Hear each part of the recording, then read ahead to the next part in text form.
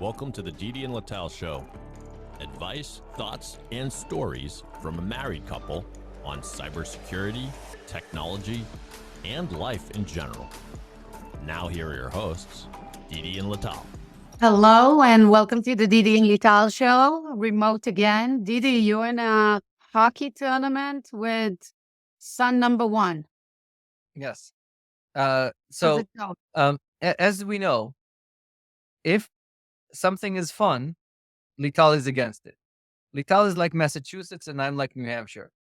Lital is anti-fun, and the wet blanketness is infecting the family.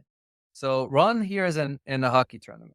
So number two son, known as Jackass, chose not to come because he wants to mope next to the computer and sounds, which means that he's turning into a teenager.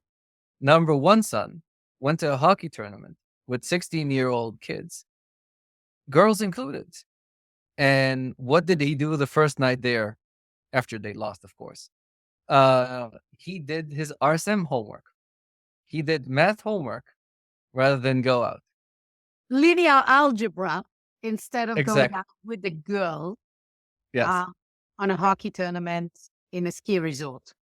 Yes. So definitely not fun. Second thing he did I'm is they sure came. your brother would not approve. My dad would not approve. My mom would not approve. Basically my brother, just pick everybody that is not my sister Red, who also is a wet blanket. Well, Would not Ron approve. said that the number one priority in his life is Russian School of Mathematics. He said it. It comes Yes, first. he did. Linear algebra And then and calculus. and then they came back, tried to pull him out of the room and try to get him to drink. And of They course beat he him. Like we're lucky that he wasn't beaten to death. yeah, exactly. But they I'm did lock him out of the room this morning. So and surprised. yes, and I did take him skiing. Uh, so that is We're that. lucky he's still alive and managed to make it on Yes. the ice. Yeah. Because I don't think those kids appreciate Russian School of Mathematics, and I don't think they even know what linear algebra is. Yes. So sometimes you know, when you're on the ice, it's more important to know not to get hit with a puck in the mouth than linear algebra. So, I but think you can calculate the vector, maybe. yes, that's going back to our previous episode of Thinking Fast and Thinking Slow. Anyways, you and I have been having a lot of conversations about the focus of business and Yeah. understanding And we had a how to lot of sell. episodes about it, like when businesses choose how to scale, where to focus. We already talked about it. And today we want to bring kind of another episode in this series of like how to build your GTM motion. And specifically, we want to focus on a really important topic, choosing what's market segment to go after. Specifically, are you going after the mid-market or are you selling into large enterprise? And we will explain and we will talk about the good, the bad, the ugly, the complex decision making, and maybe some recommendations. What do you think, Yes. Didi? Yes, awesome. So we'll start by defining for us, what does mid-market mean to you, Lital? So great question. I define there is like the SMB versus the enterprise. And then in the SMB, there is like huge scale of companies. It's a long tail. So small businesses for me is everything. There is the super small, 0 to 50. That's super small, which I never been in a company that actually sells to this market. So I actually disregard it because it's moms and pops and very hard to sell too.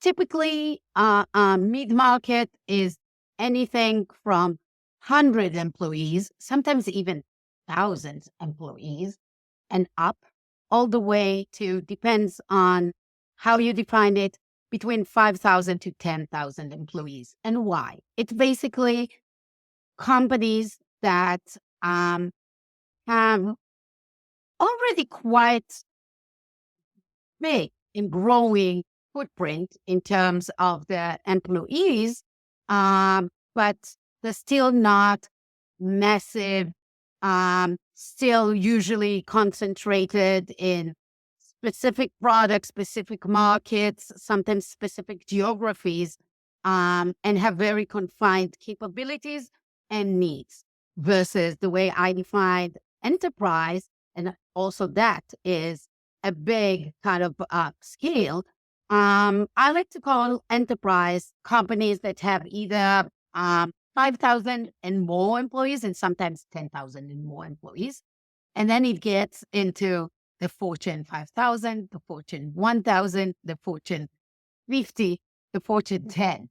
And each one of them has very, very different characteristic with the way they behave, with the expectations from software, how they buy software.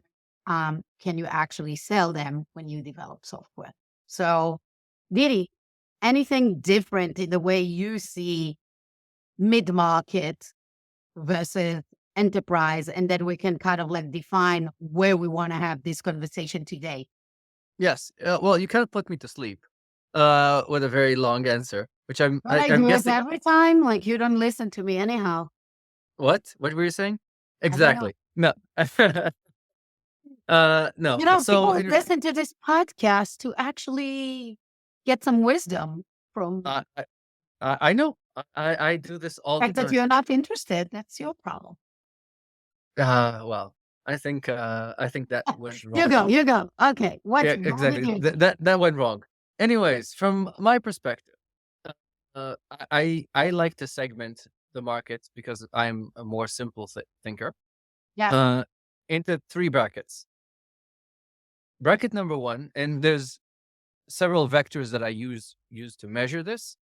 One is geographical distribution, and I would like to think of something with a small geographical distribution as one. Basically, somebody that sells to a specific market, buys from a specific market.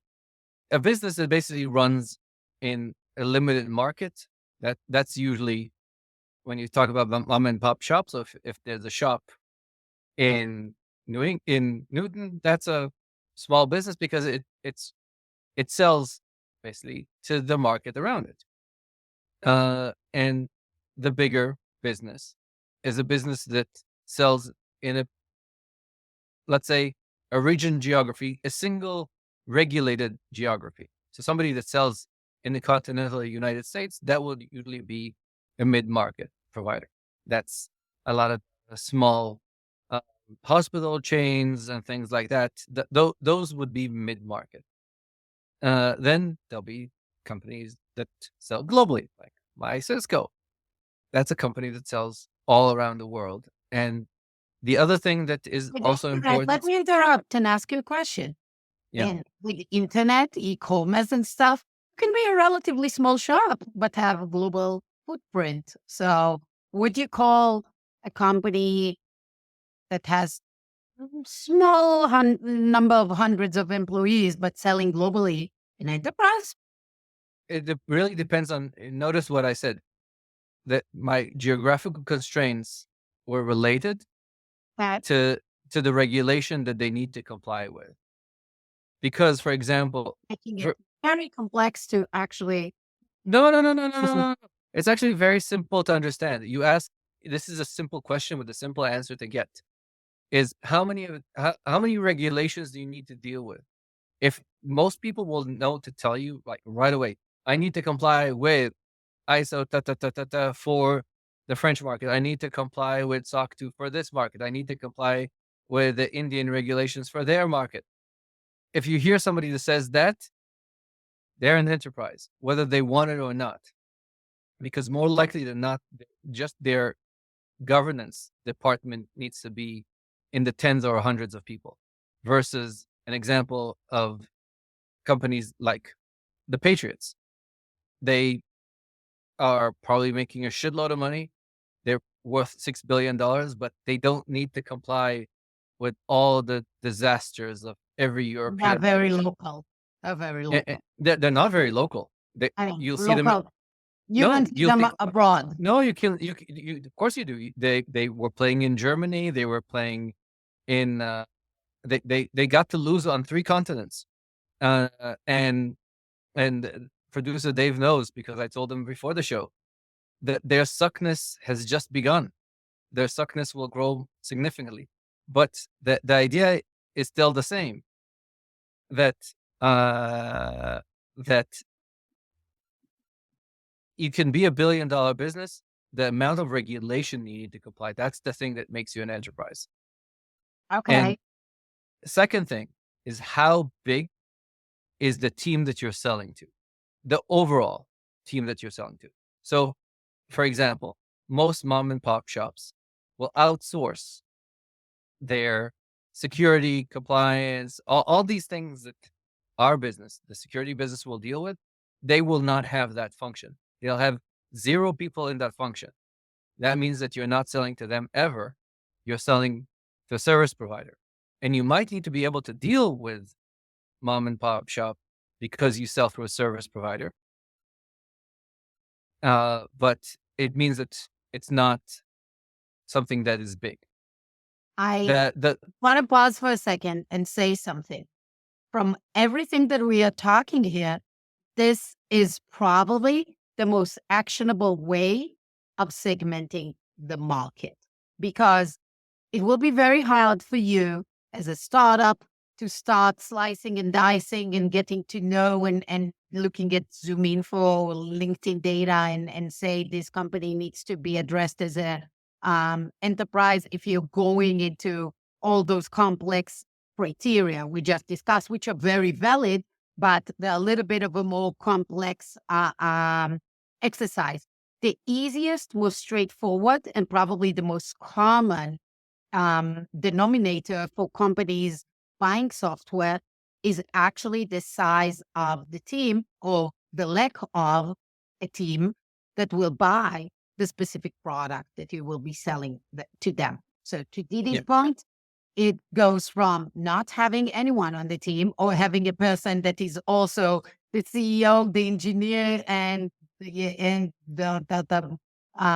kindergarten teacher that will do everything and buy the thing, versus having, a complex team of hundreds of people with the C level on top of them and multiple VPs and multiple directors, which is obviously an enterprise go to market. So if anything, on that point, the easiest way to categorize the market between SMB, everything is outsourced, or there is a person that is like he's doing everything in the business. Mid-market, small team, very small team, maybe 2 or 3. They do some things in-house, some things they're outsourced, versus enterprise, full-fledged teams, including sometimes outsourced people, augmenting the work, and multiple level of decision makers when it comes to the buying decision. yep. And for me, the mid market is the first time that you'll see a dedicated security team. How But big is it's typically? How big is it? I don't care. I care about the dedicated security team.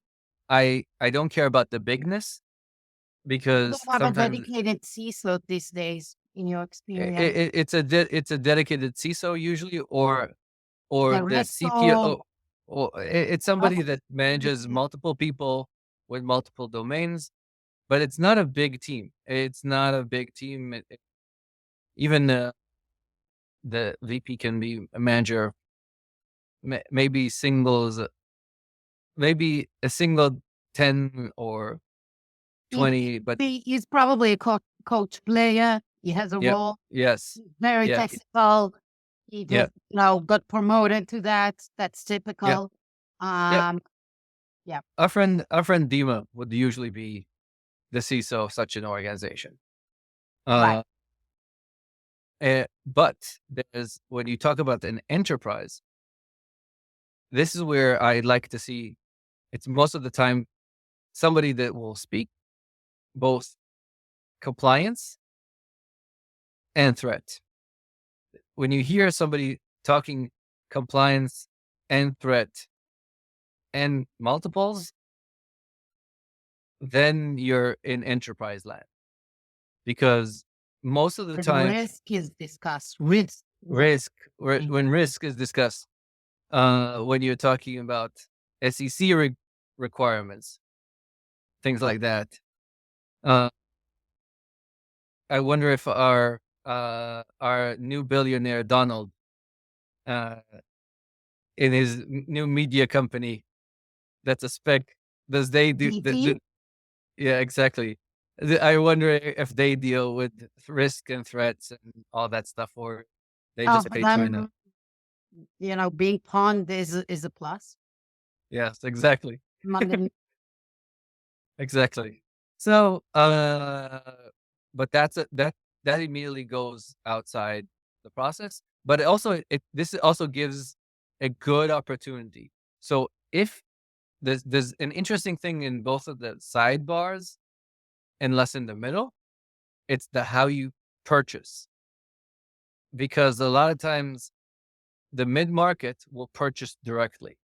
They might go through the channel for ease of transactioning in terms of vendor establishment or things like that. But they will usually transact, they might transact through a channel, but they don't buy directly, but they don't go immediately through the channel. they have The also less of complex purchasing process. clients on the purchasing side, so they can transact with smaller companies like them. Yes. It's time for them. So I wouldn't say that they can transact more simple. So one of my colleagues, Brian Lindauer, was pinging me and said he's learning more and more, and it's giving him a headache on the fact that sometimes it's easier to buy in an enterprise than in the mid market, because, for example, in a lot of times, for example, when we were Ort and we needed to sell to big companies, we never sold them directly. We sold them through SHI, CDW, Presidio, all because you never sell direct, and that actually You don't want to go through procurement; it will take forever.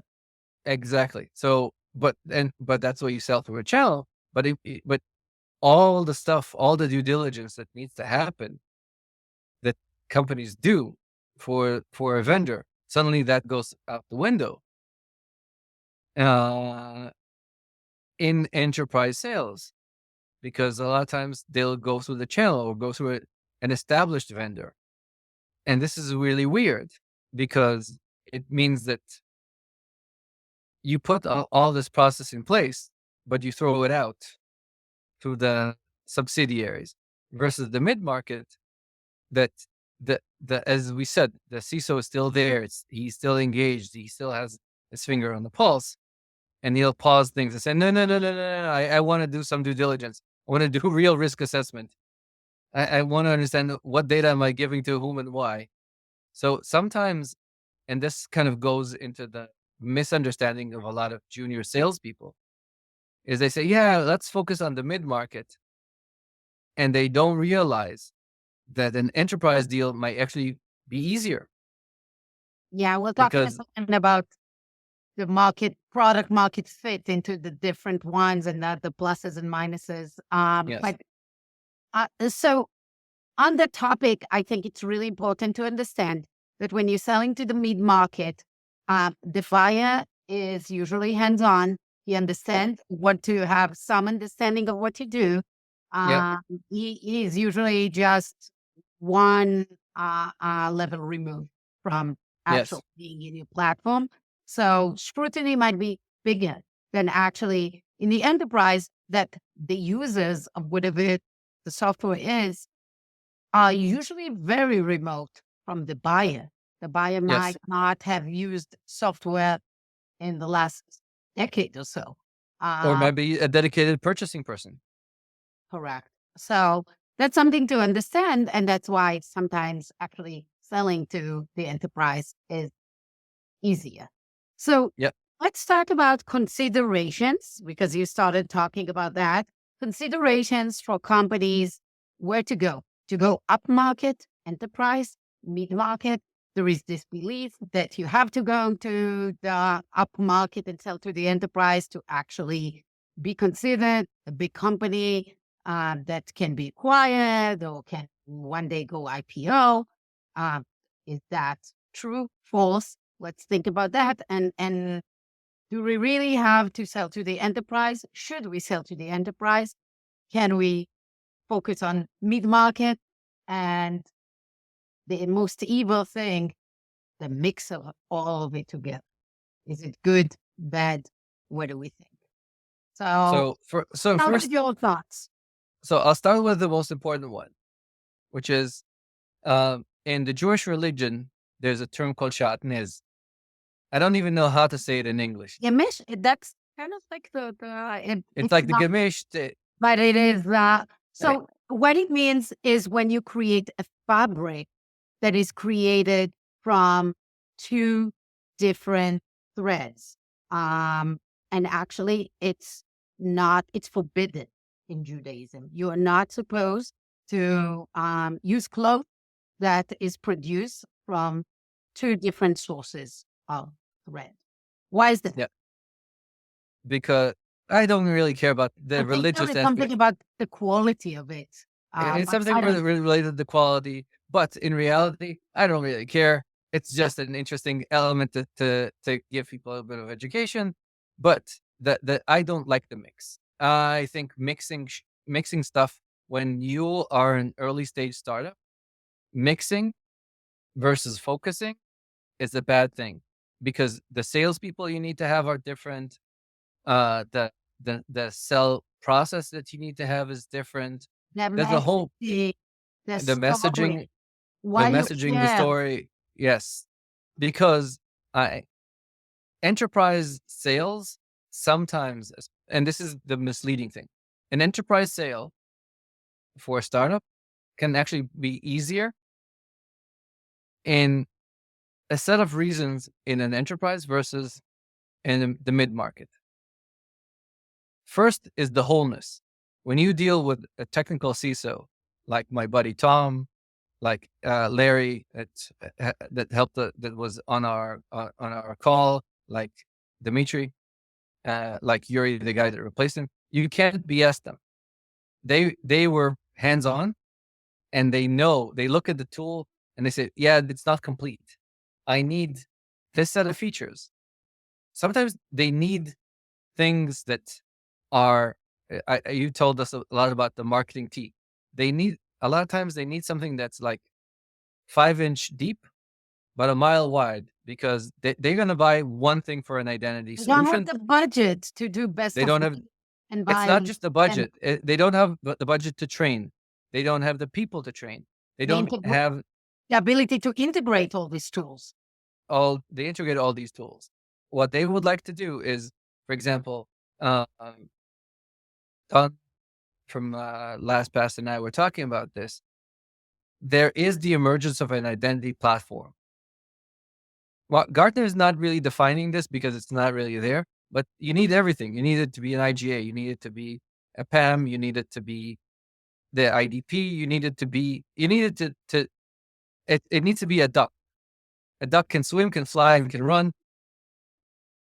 Doesn't run really, really fast. It doesn't fly really, really well. It doesn't swim really, really well, but it swims better. It walks better than the shark, and it flies better than a rat.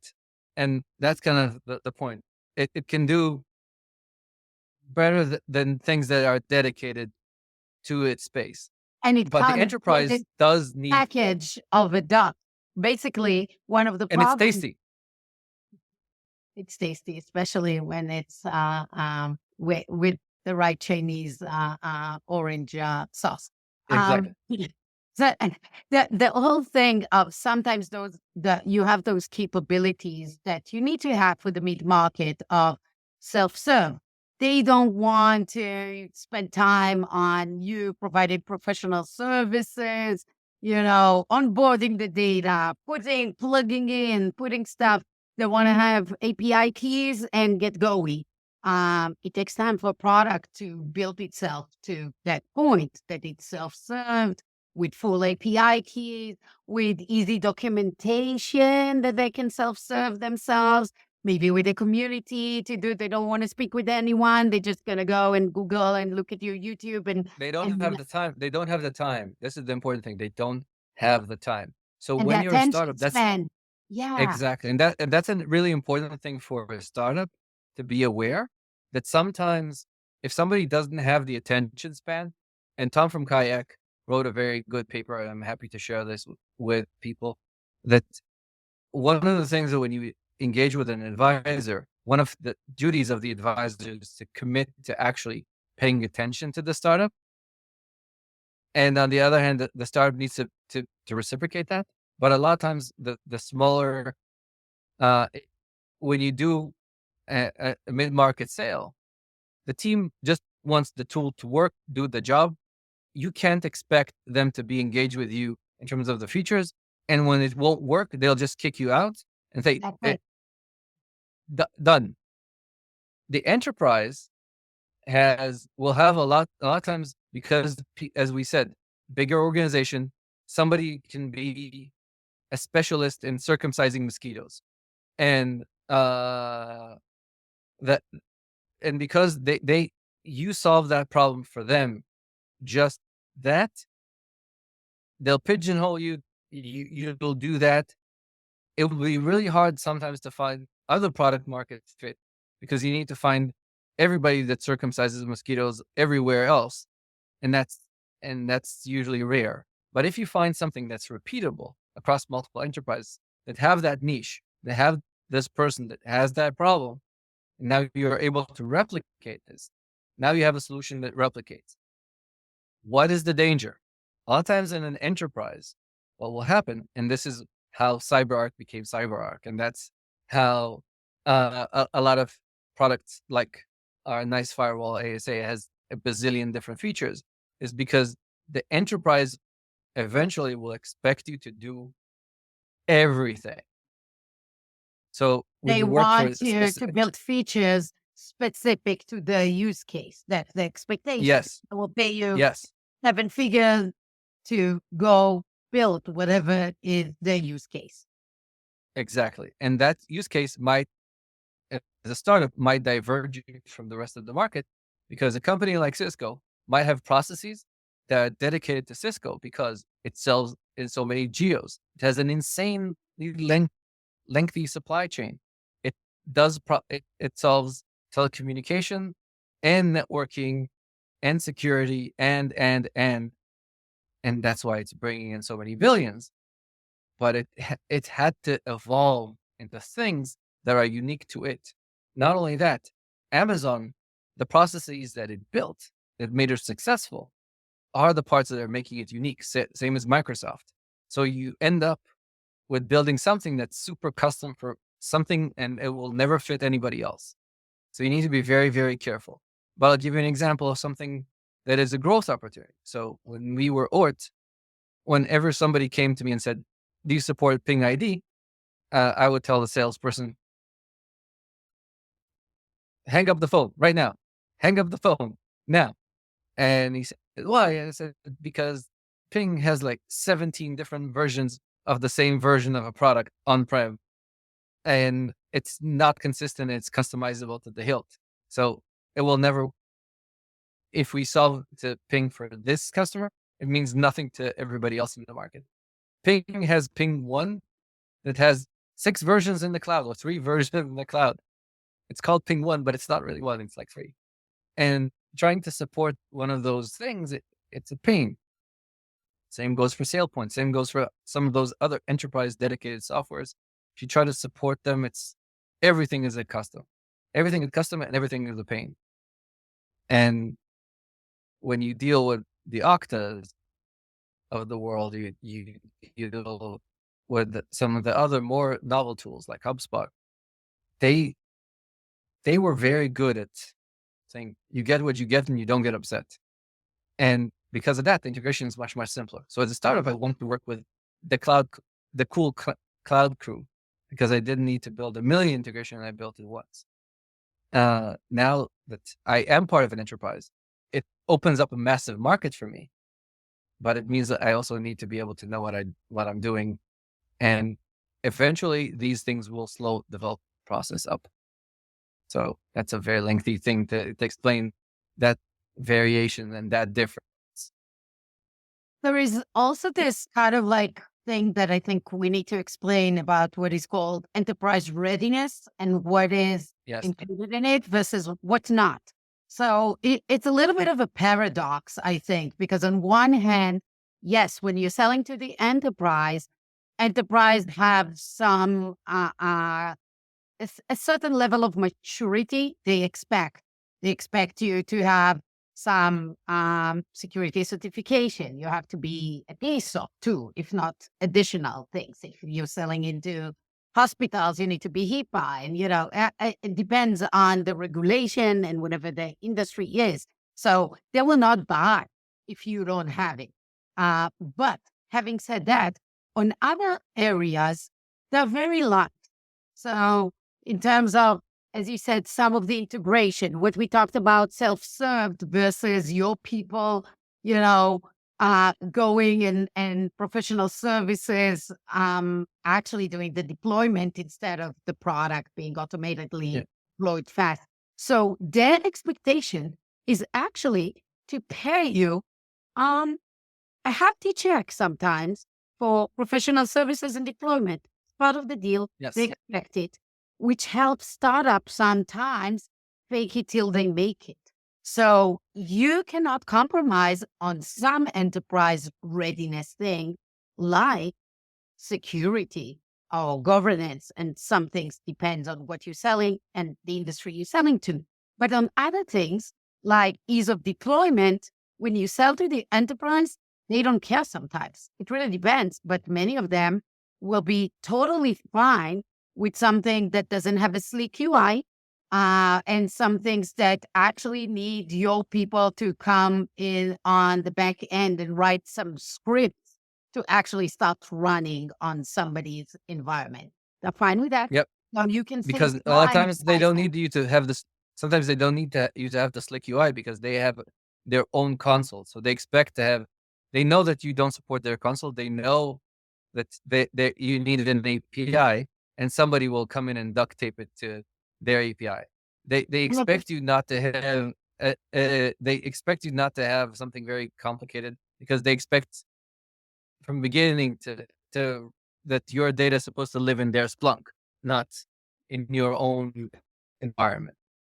So it helps some startups prioritize, yes, get the things that you have to do for enterprise readiness versus UI might not be super important if you are working with the enterprise. Depends on where you are. I mean, if it's something that The only thing that needs to work with, think about UI as well. Yeah, I do want to round this up because this is a very long conversation.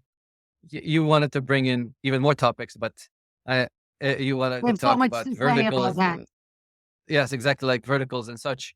But Which we will what is discuss in a separate episode. I think it will be very interesting to talk about selling to the various verticals.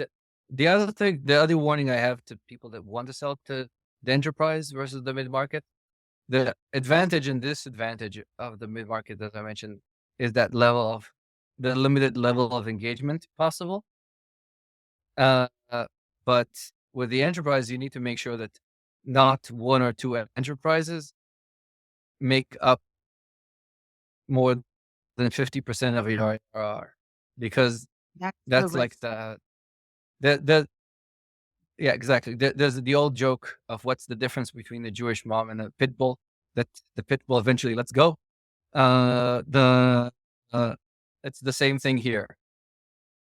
If you are tied very closely to specific enterprises and they own a big chunk of your ARR, they will expect when they call, you jump and build a feature as custom. And the more you are not able to have these repeatable templates and cookie cutter solutions for the delivery, the more dangerous it is for your delivery. The upside of the fact that some of them own a big chunk of ARR is that also most of them have VC arms, and they might invest in you as a strategic. So, and some of them I may actually lead around. acquire you. If they Exactly. become too dependent on you, they might acquire you. But yes, absolutely. Enterprise sales is less predictable. Much longer cycles. That you if you rely on a few big whales, there is also the risk of one of them churning and completely, offsetting the way your financial looks like. On the other Yep. hand, if you're selling to the mid-market with average deal size of $20,000, your payback becomes an issue. You need to think about how much effort and money you're putting into your marketing and sales. The cost of acquisition of new customers becomes a thing, and it's hard. You need to think way more on branding. So there is a lot to think when you're selling to the mid-market. Marketing becomes even more important. And, we can talk a lot about that, but we're running out of time. So maybe we don't Yes. follow up about that topic. Yes. Because some of us want to see our son play hockey, even if they do play poorly. Go see your son play hockey. He's better in math, but that is completely fine. So for those of you, Yes. bottom line, choose. Not choosing means you're killing your business. If you want to sell to anyone, you and everyone. I'm sorry. If you want to sell to everyone, you're basically selling to no one. No because one. It's killing your business. So with that, I hope this was helpful. Hit us if you have questions about your go-to-market and where to focus and your experience with selling to the enterprise, developing product to the mid-market. Thank you for joining us. The Didi and Lital Thank Show you. is a weekly podcast. We here. If you have idea for other topics you want us to cover, please reach out to Didi or myself on LinkedIn. We will see you next week. Thanks, Didi. Go see the hockey game. Thank Have you. a wonderful Take one. care. Thank Bye. you. Bye.